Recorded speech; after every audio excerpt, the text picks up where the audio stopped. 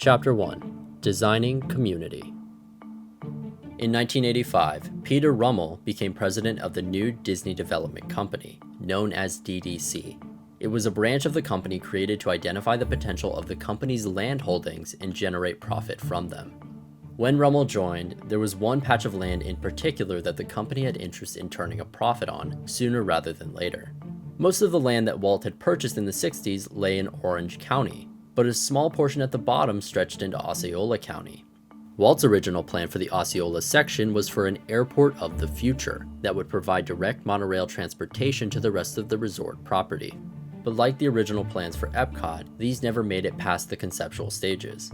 Many in the Osceola government were interested in having Disney present in their county, feeling that they had missed out on the massive tax revenue boost that Orange had gotten. But after decades of the land sitting unused, Osceola began to consider other options. The land was actually a big swamp and had high environmental value. Rumors circulated that the county might condemn and repossess the land if it wasn't used soon. It is unclear if this was something they were actually considering, or if they just wanted to pressure Disney to hurry up and use the land themselves. Either way, CEO of Disney Michael Eisner recognized the urgency of the situation and knew he needed to make a move on the land soon. Quote, "It really came down to the idea of use an asset or lose it. Just to sit on the land didn't seem smart, and frankly, I was loath to sell it off for development when it was pretty clear what kind of development would occur on the land. You remember, we had some experience in the past when the company could not protect the land around Disneyland. I certainly did not want a repeat of that." Eisner hired Peter Rummell as president of the Disney Development Company. Rummell worked on a number of projects around the company, including the Euro Disney project. But Rummell also had his sights on that patch of land in Osceola, and more than that, he had a concept for it that was unlike anything the company had ever done before. A master-planned community with a town center at the central hub, designed as a throwback to a time when communities were walkable and self-sufficient. As part of my research, I'd reached out to Peter to discuss his involvement and asked him about the experience of pitching Celebration to Michael Eisner. It was a new idea. Walt Disney had the idea for Epcot, Experimental Prototype Community of Tomorrow, and the Epcot that you know today is nowhere near what he originally envisioned. And we were trying to kind of go back to that original idea. And Michael really liked that idea. He liked the idea of something adventuresome and something new and different. Eisner approved the project in 1985, and Rummell reached out to his mentor, Charles Fraser, owner of the Sea Pines Company where Rummell had previously worked. Fraser was responsible for multiple large-scale real estate development projects, including the master-planned community known as Hilton Head Island in South Carolina. Fraser was hired as a consultant for the Celebration project, known internally at the time simply as Disney's New Town. Fraser suggested building a school that would attract families to the community, which Rummell incorporated into the plans. Rummell also incorporated more walking and biking trails, taking inspiration from Hilton Head Island and its focus on wellness. In a previous interview, Rummell said, quote, "I figured out that learning and wellness were fundamental cornerstones for the place I had in mind." Rummell's designs in Celebration were created under a design philosophy known as neo-traditionalism, which focuses on a return to the pre-war neighborhood structure of more traditional town and neighborhood planning. It was a response to the rather disorganized post-war construction of the suburbs, where houses were placed next to each other without uniformity in design or structure. The idea of neo-traditionalism is to renew the sense of community and togetherness that was lost to suburban America through three main components. First is density. Houses should be close together, and communities should be somewhat walkable. Second, a focus on public spaces over private. Basically, more front yard space over backyard space, so the kids can play together and parents can visit each other on their front porches. As well as that, more public parks and community areas promote stronger community bonds. And third, control of appearance. Through a homeowners association, maintain the sense of uniformity that the community was designed with. In 1988, work on Disney's New Town stalled. Rummell and his team became preoccupied with projects such as Disney's MGM Studios and Euro Disney, now known as Disney's Hollywood Studios and Disneyland Paris respectively. In 1990, the project resumed production. It was around this time that Eisner visited the offices of DDC and looked over the plans for a shopping mall concept which was named Celebration Gardens.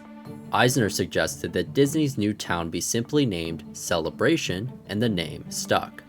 Years after Celebration's announcement, it would often be compared to the original Epcot project that Walt had never gotten to complete. Both official marketing as well as the press sought to compare Celebration and Epcot, and there were some very key similarities. The design of Epcot was meant to remove the newfound American reliance on automobile transportation, designed with a central hub that monorails would take the workers to and from.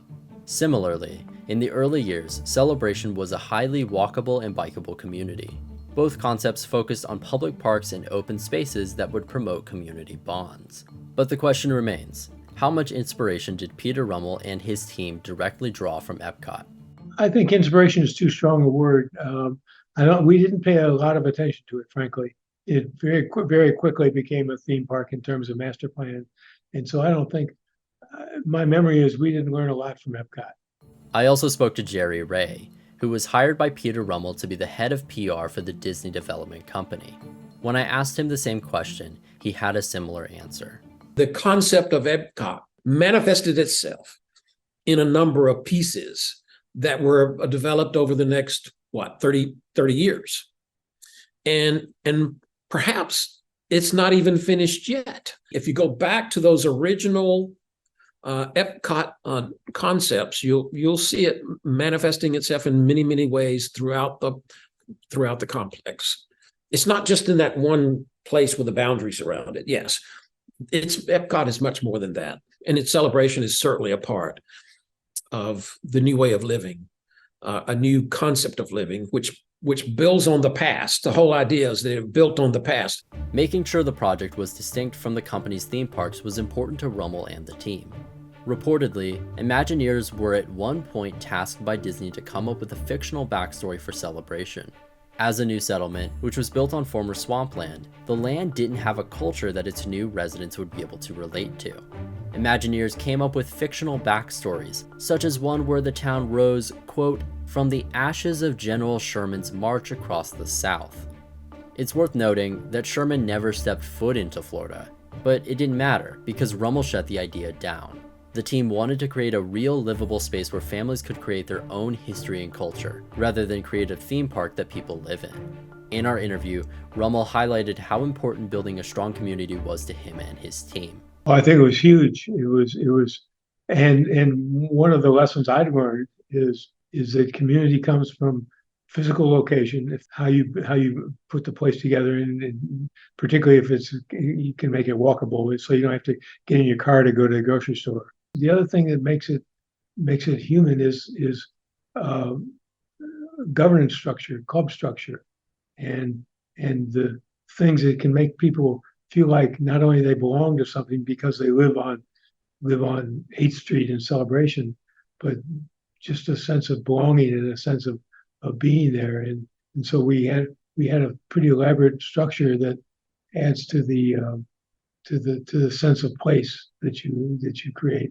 And I think the combination of the two together is important. Celebration was founded on 5 key cornerstones: education, wellness, technology, place, and community. And with those components in mind, the team was ready to unveil their plans to the public.